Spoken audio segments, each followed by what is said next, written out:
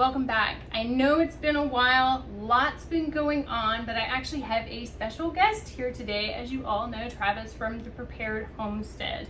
So things have changed in my life recently, and me and a couple of my single friends have actually been talking about what is important for a woman going into an end times, all crap's about to hit the fan type situation. What would be primary focuses for a woman in that situation? What would be maybe your top 5, I would think, Sure. that you would suggest? Sure. Well, thanks for having me on. For anyone that's wondering, on my part, Sarah is my wife's best friend, and so came over to. She's here yet. There she is. That's all if you see the camera jiggling, it's because she keeps walking past the tripod. We don't have a rat infestation. It's just a Rivka infestation. Yeah, she's back there moving stuff around. So, but yeah, thanks for having me on your channel today. It's a good question, and I get single women email me, elderly women, single because they're not married yet, single because they're divorced, single because they're widowed. Or maybe even married but their husbands are deployed, or yes, anything like that. Yeah, there's, they are kind of on their own for whatever reason. And it brings up a great question of, well, as things get worse, how am I, meaning a woman, by myself, maybe they have kids, how am I going to survive this? Because I think a lot of us believe, between what we've known throughout past history, the direction we're going now, and what scriptures tell us, that the future does not actually look very good. No. And so yeah, I think it's a great topic to talk about because, and I don't want to sound too archaic, but honestly, I don't care. We live in a world that this feminist, world that even women that consider themselves conservative, and even biblically conservative, have been, even not knowingly kind of tainted, I guess. Right. You know what I'm saying? They believe or think certain things that they don't realize have come from this modern liberal feminist concept. And the part of the idea is that a woman on her own can handle herself. And that may be true in a modern world where you have Men in a high trust right, society. yeah, when you live in a society where people pretty much behave. So, here in the Ozarks, while probably not everywhere, but the majority of the places in the Ozarks, a lot of these small towns, you or my wife by yourselves could go and do shopping and be fairly safe. I mean, be pretty safe. Right, because no one, everybody's biblical, they still have a moral code. that Exactly. But, would you travel to East St. Louis and go shopping by yourself?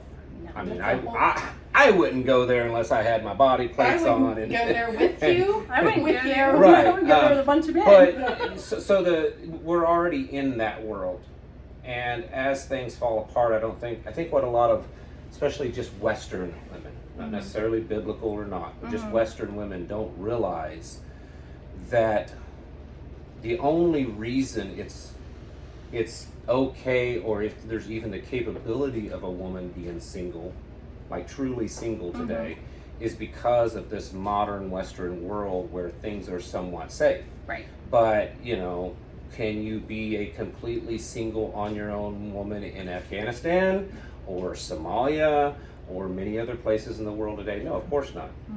And so the problem is, or the thought is that America is slowly going that direction. One thing just between the illegal and legal immigration that's coming from third worlds, the more and more liberalism, and then just the spiritual moral decay of our society. I think it's very possible that we could get to a point where America, in more places than already, would be like what you would see in these third world countries, where it's not safe for a woman alone, not single or married, just alone. She can't go to the grocery store because it's no longer safe for her. And so yeah, it's a topic that I think people, especially single women, but certainly any woman, needs to understand and think about, because throughout history, you know, the three of us were talking earlier before this, throughout history, up until 150, 200 years ago, most of the world, a woman did not go by herself somewhere. Right. She had some kind of chaperone, especially if she was single. Especially if she was single. You know, her father, her brothers, her father's servants, her father's employees, her uncles, her, you know, male cousins, someone escorted. You know, so if you, my wife and I were talking about this the other night. You know, you've got this problems with women going out and being, you know, it's YouTube, sexually assaulted. Right. You have women, and that's certainly not their fault. That's the men that are doing that. You have, and then you have women that are just going out alone and partying and doing things that they shouldn't do. Both sides of it. And at 18, 19 years old and stuff like that. And a couple of hundred years ago, it didn't happen because she was escorted by someone. Right. You know. And if she was alone, it meant something. Yeah, if she was alone walking the streets, she was a woman of the streets. Yeah. You know. And so there was like this taboo too. Just gonna make a note. Don't walk after dark. Walk before sundown. yeah, exactly.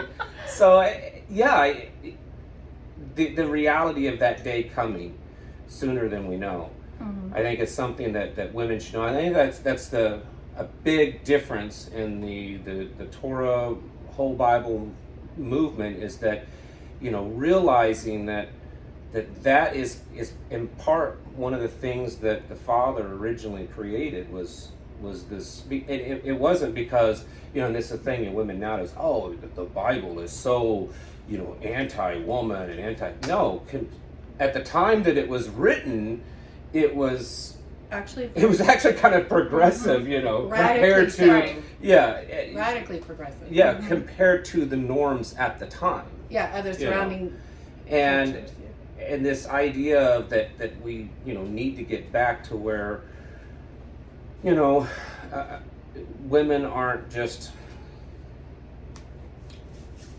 how to put it, but worldly women, but men also. Men and men, you know, I criticize men on my channel a lot. I tell men all the time, you know, a lot of these problems that you see in the world, it's men's fault because men have allowed it to happen.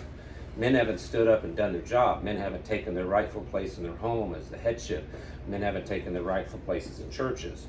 Men haven't taken their rightful place in their communities. They haven't, men in general in this country, you know, had not done their job. When schools started becoming more and more progressive, when abortion became legal, you know, all these kinds of things, where were the men in America standing up and saying, that's not happening. It's not happening in my home, my community, my church, my school. Well, and you could still do that now too, because there's a lot of harping on women submitting. Women, you need to be a biblical wife. You need to submit. You need to submit. Right. But there's not a lot of focus on how men need to be men, right? And men need to stand, because if you fix the head at home, then the rest will get in line. A woman should be a biblical wife, but a man should be a biblical husband. Right. So it's not just about the woman submitting, you know, and nothing else. It's also about the man doing his part of caring for the woman, taking care of her, his covering over her, and then being the spiritual head of the home. You know, that's something that's irritated me so much over the last few decades. You know, we're and no offense to women at all, but where women have had to take the position as the spiritual head in the home because the man doesn't do it. And that's also reflected in churches a lot nowadays. And it's not that a woman doesn't have, you know, the capabilities, the intelligence, the spiritual connectedness, or anything like that. It's that it's rightfully a man's job. And yes, if a man isn't there and a man can't do it, you know, I'm okay with a woman stepping in, but where are the men that can do that? Where are the men that are the head of their homes and the, you know, running their communities and being the spiritual leadership in their churches and their congregations or their fellowships or whatever. Right, because if that was the forefront, then it wouldn't matter how many single women you had. When you went out, those women would be protected because it would be a community sense. Right. So I guess that's, for me, number one, community. Absolutely. If you're single, you have to have a community if you're a woman. Absolutely. No matter how much gun power you have, no matter how many preps you have or whatever, there's a man bigger, stronger, whatever, that's going to come in and take those things from you. So I think what would be number two for you? Number two, the community, I think, is definitely number one. Number two is, hadn't really thought too much about it, but it's got to be somewhere between just, I think the mental preparedness, the mental awareness, and then also kind of that physical, the physical training, because as much as a woman can do her best to have a community or do her best to have someone that can protect them in the world that we're living in, it's not going to be 100%. I want to make it abundantly clear that number one, before number one, is our spiritual preparedness, because I know somebody's going to say, well, what about that? So. There's the spiritual preparedness, but I think for us, it's part of our community, right? So that's kind of where it's just embraced into us, too. I think that a woman should do her best to become physically knowledgeable in protecting herself from defense. Maybe it's taking some classes, maybe it's working out, becoming comfortable with a firearm. I tell people a lot of times, for me, being proficient with a firearm is important, but the first step is to become comfortable with a firearm. Right. Most people that aren't proficient with a firearm, it's because they're not comfortable. They're nervous, they're afraid. And I'm not saying you don't fear the gun. Yes, you fear the fact that, you could shoot yourself or someone else accidentally, but they're so uncomfortable with it. So become comfortable with the firearm. And how do you recommend that? Like what I did? Juice, yeah. My wife, she was that way. She's gotten much better, and the main thing is make sure the gun's unloaded and encourage her to just kind of play with the gun. I wore it on my person. Pull the thing out, lock the slide back, wear it on her in the house, pull it out in the house. She'd go in the bedroom. I'd make her, draw the weapon like she was going to be using it, and doing these kinds of things over and over, just handling it. Just physically handling it, and it got her to where she's very comfortable, I with think it. That She's was not a missed all video nervous. opportunity. Yeah, she's not all nervous. Oh goodness, you don't understand what you've gotten around. me into in the same room with the two of these. Yeah, it's bad. You need to be praying for me. Anyways, Do you feel safe at home, Travis? It's not bad. It's not bad. Anyways, self-defense. But then I don't know if it's going to be number three or if it's also number two is also that mental preparedness. Just becoming mentally, I guess kind of like how you and Rivka are, and just having this conversation, mentally understanding the dangers out there. Most women, regardless of the spiritual side, just women in general, whether they're single or not, they're not thinking about the dangers that are out there. They are so used to us living in a fairly safe world. I talk about this many times on my channel. You go to Walmart or somewhere and you see people getting out of their car in the parking lot, and they're doing this as they're walking up to the front door. So that acute awareness of what's going on around you. Before you even get out of your car, as you're pulling in the parking lot, or before you get in, any transitory area, pumping gas, getting out of your car. Be aware of your surroundings. So, community is definitely the number one, and then the physical, some training, some comfortableness with defense, and then probably, I guess, the mental awareness. I think as Western women, we struggle with wrapping our heads around that level of depravity. I think it's very difficult because we've grown up in a very high trust. Yeah. Right. Yeah. There society. Some of your listeners may have. I'm going to assume probably bulk of your listeners are women, so maybe not. No offense to women, but some of these things that I'm or thinking men. No offense to you men that are watching. What I'm talking about is the really grotesque. You men who are coming to save Travis. the really grotesque atrocities that take place in third world countries, and I'm not talking hundreds of years ago. I'm talking about now. Presently. You know, we hear little rumors and tidbits online or in the news, but I assure you, they are barely scratching the surface of the kinds of horrible things that happen in some of these third world countries towards women and children predominantly. I mean, it's enough to just, you know, if you heard it, it might make you vomit. You know, right. It's sickening. And I don't think a lot of people are aware of that. A lot of women aren't aware of that. A lot of men aren't aware of that because we live in this delusion that man has evolved to this higher thing than he once was, you know, and he's no longer that kind of, you know, bad person. But strip all anymore. that away and he's back to that primal beast Right, again. right. I mean, that's kind of what Take the comforts. the modern world we live in has tried to kind of. But that's what a high trust convey society does. I keep saying that, but it's true. Like if we can walk down the street and our children can play, we live in a high trust society. Yeah. They can't do that in a lot of Right. third world countries. And that there's no guarantee that that's always going to be. You know, economies collapse, famines. I mean, think of read what Scripture tells us is coming. And if we are anywhere close to that time, you know, where a third of things die and a third of, you know, all these prophecies that's going to happen. Do you think that society is going to be able to sustain that? I mean, society is going to collapse. You know, when you have a third of humans and a third of animals, and you have famines and you have disease, pestilence, all these kinds of things that happen, society's going to fall apart. You know, look at what happened down in Venezuela when its, you know, its currency hyperinflated. Right. Might give you a little bit of an idea of what things are going to be like. And so, I think women especially.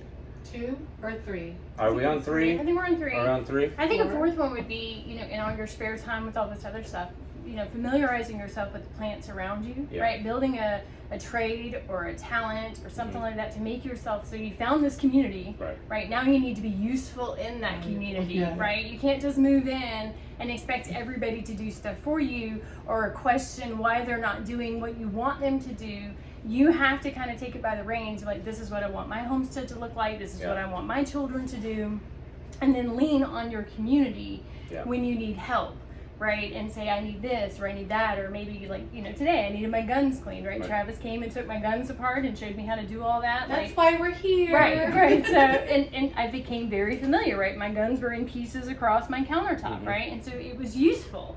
And so I think, to me, that's one thing that we would spend time on, making ourselves valuable to give back to those around us. Right. And, you know, you've talked about the community and everything, and I know most of your listeners probably understand this, but just to be clear, in my mind, a community, it's not just that there's a bunch of people that are hanging out together, or there's a prepper, or even a biblical, you know, congregation or fellowship. There has to be this understanding in that community that, you know, the men are there to also cover for the women that don't have, you know. And this is something that in our community, like, I've had this conversation with many of the men in our community, that if something happens to you, you know, if it's hit the fan, it's all falling apart, and something happens to my buddy, then I've, you know, pledged to protect his wife and to kind of take her under my covering, not as a second wife or nothing like that, but just to protect her and to ensure that she's okay. And so that's part of that community. It's not just like, oh, it's a bunch of people kind of hanging out and helping each other. As things worsen, the men are going to have to step up.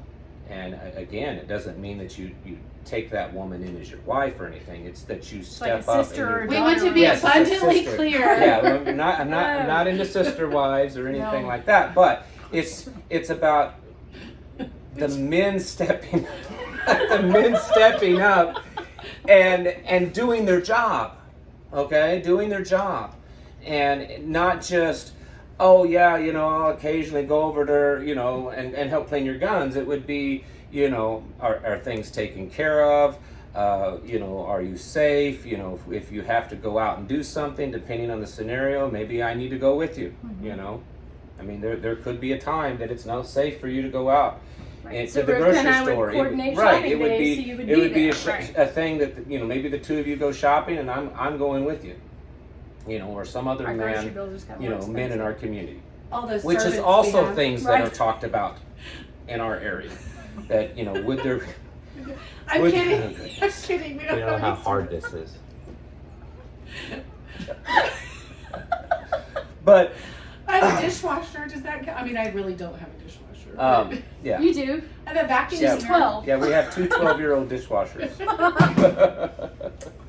But you know, it's something that has been talked about in our group at times. That, you know, at some point in the future, coordinating that. You know, if we do have to go out, because this idea that society will collapse to the point that, you know, there won't be any grocery stores, you won't ever leave, it may not be that way. It just may be that crime is just going on. I mean, crime has, you know, since the year 2000, crime in many cities have gone up several 100%. Right. But even as a woman, and the society's still there. The cult, you know, it's all still there. It's just crimes have gotten really high. So what if crime rates just continually go up because of government cutbacks, crazy liberalism, you know, evil, satanic, ungodliness, and continual immigration and Let's stuff. hope that all doesn't happen on the same week. Right. So you put that all together, and you could have crime to the point that it is unsafe for you to go to the store. Right. And by but yet you still have to go to the store because the world's still, you know, kind of functioning, right? Yeah. And so, you know, it would be a thing of maybe a couple of men that are armed are going in and they're chaperoning. And the men would take turns doing that. We'd have a schedule. That's what I meant by servants.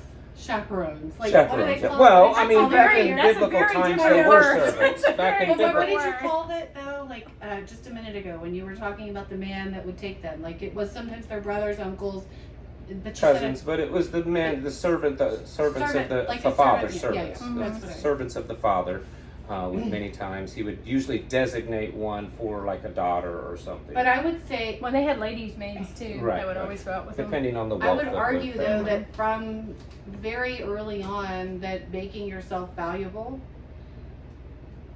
like, gets you that kind of headship. You know what I mean? Like, a woman is going to need to because the household or because if a woman does not develop a trade that is useful in end times SHTF. If you go back throughout human history, if a woman doesn't have that kind of trade, then what else does a woman do? Let's not talk about the oldest profession on the planet. Then she's the lady of the night. She's walking in at night. That's what she's doing. And here's the thing: while nowadays that kind of stuff a lot of times is done because of just really bad sexual immorality. Mm-hmm. Back in the old days, a lot of times it was forced out of necessity. Right. You know, it was either starve or do this. It was either get beaten and murdered or do this. It was like a form of slavery. Right, and so women need to develop some type of trade. And it's not that I don't think that women or men have value outside of a skill, but in a survival situation, that mm-hmm. is a lot of times where the value is in. Right. You're pretty, but you can't do anything. You know, right. You're pretty. You don't know how to clean, cook, can, sew.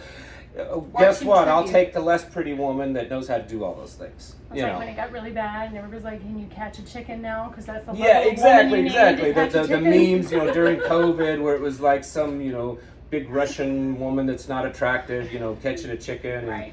Yeah, exactly. And recycling and reusing her aluminum foil. Right. And so, you know, you ever watched learn a paper plate? Have you? I mean, you know, Sarah obviously knows how to do this kind of stuff. Shepherd's Trick coffee. Really, I had some. Got here, and Sarah had a pot making. I know these people, and I drink their coffee all the time. It's great. And then also, Zach Bauer, Perfect Pickler. I know it's her channel, but I'm going to just. He's just going to clean off my shelves, apparently. Hey. They make some cheese while you're here? But, yeah. But, you know, learn a trade. Become pretty. You know, it's got to be tough. I mean, most of the women I've met in the prepper homesteading Torah community are pretty tough. I mean, even though they may not, I'm not talking always just big, strong physically, but they're tough. And I think because they get it. And I think that is important. That to understand, and it's because it's the same thing with men. I mean, my goodness, there's a lot of effeminate men in the world today. Men need to toughen up too. I mean, there's some wimps out there, guys and gals, and we all know that. And so men need to toughen up too, because it's not going to be any easier for men. It's going to be harder for men. You know, it's going to be really hard. And so we know these things are going to happen. They're in Scripture. They tell us. So I don't think it's a thing for folks like us. Is like, oh, is this going to happen? It is going to happen. When? We just don't know when. Is it going to be in our lifetime or 10 lifetimes, 10 generations from now? But if I build the skills now and I pass them on to my daughters, then it just continues. And so when that generation finally does get here, it's ready, even if it's not with lots of prayer. You know, Scripture talks about, you know, keeping your oil lamps filled. You know, Yeshua talked about, you know, being able to endure to the end. You know, that and he said, those that endure to the end shall be saved. That, you know, endurance kind of indicates it's going to be tough. You know, endurance is not a word that, you know, like pleasure and ease. And so that means we need to be prepared to endure. We say that all the time. Yes. Do you have a fifth one? I have an idea. Okay. Oh, yeah, he's an off-camera person. So the peanut gallery has That's right. 5. Peanut gallery. What's your fifth one? Wait, that's the wrong thing. No, that is. That's the peanut. That. Yeah. Okay. No more coffee for her. I would argue that it's not just about preparing your hearts, your minds, your homes, and having a community, but do whatever you can and as much as you're able to be good leaders in your community, right? Yeah. So it does, what difference does it make if you're gardening and you have all of these preps and nobody around you knows how to do it? Right. Or there's a medical emergency, there's a disaster, there's a flood, you don't know how to get out, you don't know how to do it. Like, nobody knows how to help each other. We're not, like, it's really important that we know how to do these things, but that we share the knowledge that we have with our, not just gardening, not just husbandry, not just, you know, medical emergencies, not just disasters, but like, make sure you diversify it. So if you go down, all that knowledge is not lost. I think that there's a lot of, like, and let's just be real, like, I think that there's a lot of lone wolf thinking in this sort of, because we are usually fiercely independent people. Hollywood has really promoted the lone wolf concept. And I think that it's problematic, because if you're not doing it, who's coming in? Who's filling in that gap? Right. And you all want to tell them who it is, because in case they don't know, it's the government. Like, it's not going to be somebody that's on your side. Right. You know, like, it's. I think it's just. They're not going to come in and teach you how to garden. They're not going to come in and teach you how to identify plants or give you the skill sets. Well, if they were going to do all that, it would be in the public school system. Well, everything the government does comes at a cost. I mean, they'll feed you, they'll give you a home. But you're going to have to do something. But you're going to give up your freedoms, you know. And so that's or your food, or the quality of the food. Or here, children. we'll give you food, you'll get to eat, but we're going to poison you. Oh, and you have to have all these things poked in your body. You know, you have to register your children. They have to be indoctrinated in our, you know, satanic indoctrination centers. You know, all this kind of stuff. But hey, you'll have a roof over your head. We'll give you a free cell phone, and you know, give you some food stamps. But I just thought that it should be mentioned that the community is not just important for a single woman, but especially for her. Like, if we are not lifting up the people around us to learn the same sorts of things, and if she's the only one with her husband, or the man that might be like a brother, or, you know, like a nephew or an uncle, you're not, I just don't think that you're as likely to survive and keep your stuff. Something else your sanity. Yeah, something else to think about is that, you know, we're talking about this, you know, a single woman from the perspective of hasn't been married yet, divorced, widowed, that kind of stuff. What we also have to realize is that throughout human history, before things became normal, this is normal? Yeah, men died a lot more frequently than women because of hunting, because maybe they had to go hunt big animals, because of war, all this kind of stuff. And so while biologically about the same amount of men are born as there are women, it's not exactly 50-50, but throughout history there's always been more women because men die at a much higher rate. Even today, men don't live as long. You know, the odds are, statistically, my wife's going to outlive me. Statistically, that's the case. But even more so if you're, but even more so if you're out doing perimeter patrol because there's bad people that's trying to take your farm and your food and your chickens and your wife and your children, or because you're constantly having to be out cutting wood, hunting, you know, doing more and more outdoor activities, our society and our communities will start to see that men are dying at a faster rate than women. And so there will just be more single women. So while you might not necessarily be single now, you need to almost prep for the inevitability that you could possibly be single. Or maybe there's not enough men around for your daughters to get married, so you need to prepare them to be living that's singly. That's the thing. And I'm going to say this, but I want to make it crystal clear. I'm not advocating multiple wives or anything like that. What is it, polygamy or anything? I'm not criticizing anyone that does that. It's just not for me. It's not okay. But that is why throughout society, even in biblical times, that men took on multiple wives. It's because there wasn't enough men to go around. Right. There just wasn't. And by the time of the Second Temple period, during Yeshua's time, even the Jewish people weren't doing multiple wives at that time. Right. It was almost unheard of. And it was because in today, in Orthodox Jewish communities, they realized that they once did that, but they frown greatly on it now. A lot of it is because it's viewed as a pagan practice, even though Hebrew children did it at one time. Right. But it was because out of necessity. And so that's what I'm saying. I believe fully that we could get to a point to where it may not be that one man is taking on multiple wives, but that one man is protecting and his covering to multiple women. Because there's not going to be enough men to go around. So what that means is, guess what?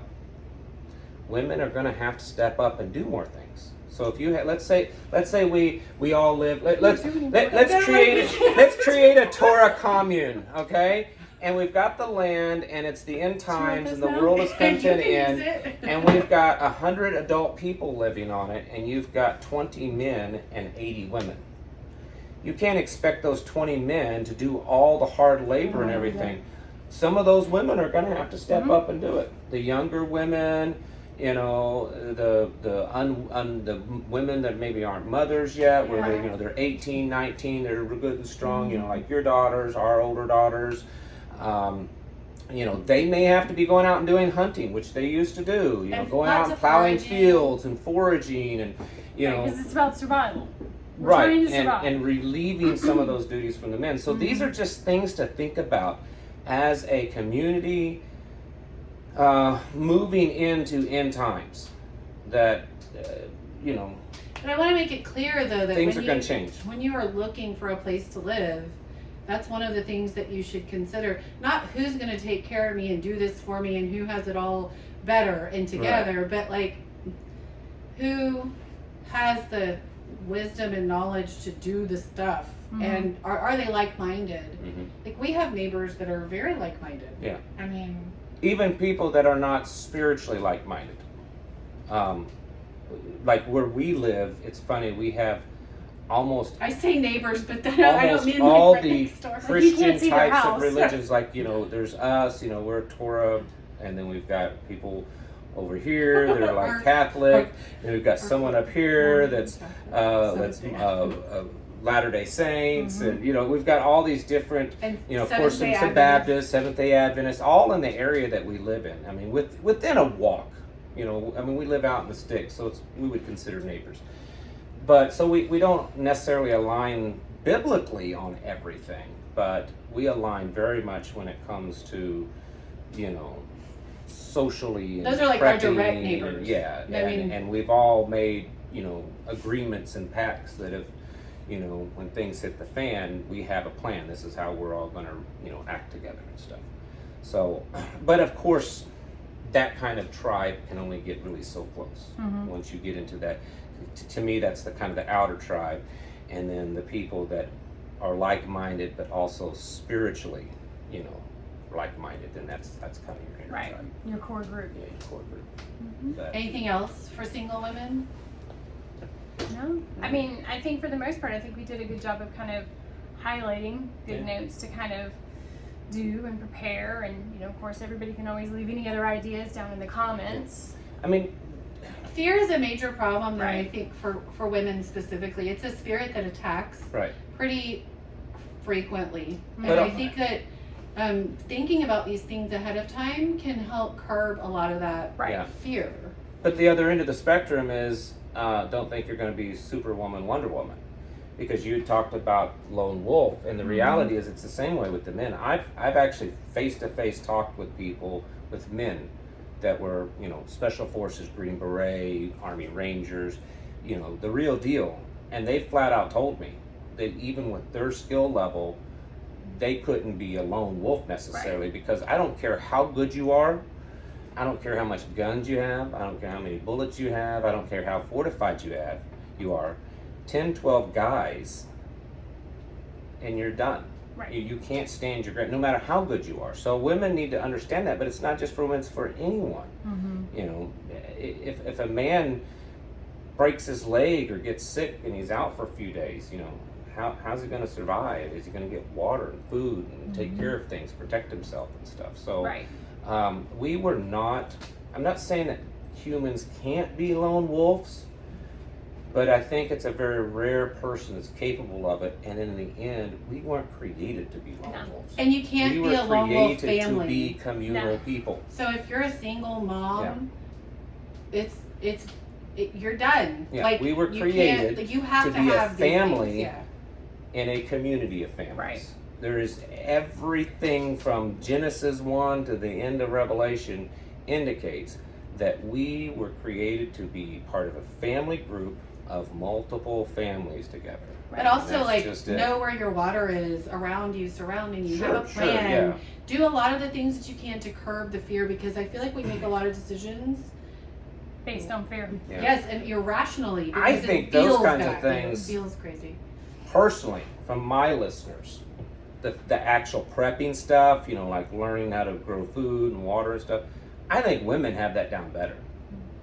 From the meetings that we have every month, and from the videos Emails. that I We have get in the emails emails, I now. mean, I've been doing videos for 8 years. We get a lot of emails of women saying, "How can I get my And husband on way board?" more Yeah. women trying to get their husband on board. I have talked, I'm not saying that men don't have skills, but I've talked to more women that have really amazing skills. That are learning. It's not like they just have known them their whole Well, life. it's They're part of that developing. fear that's driving them. And that may be too, it. And they're I really think that feeling the also that pressure to get out there. women are they're the nurturer.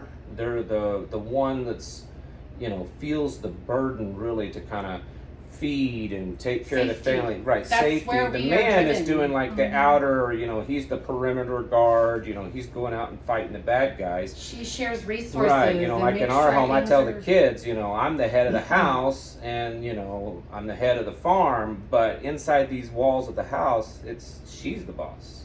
You know, I mean, I technically could override her, but it's her home, it's her domain, and you know, if she wants to paint the walls pink, I may complain all about it. But in the end, if she wants I'll to help paint you. the walls pink, I my don't want opinion pink is walls. inside, that's her domain. You know, she's the boss, and you know that's just kind I of. mean, that's a silly. I know maybe that's a thing, silly but, like, analogy, yes, But if but I'm like, we're going foraging Yeah. right now today, then that's what we're speaking. I'll be back. yeah, Her domain Bye. is calling her. uh-huh. Well, I think we did a good job of kind of covering so. everything. I appreciate you guys coming by, Sure. especially showing me how to break down the guns and clean them. Anytime. I appreciate you guys watching, and thank you for stopping by, and we'll see you next time. Bye. Yeah, thanks for having us.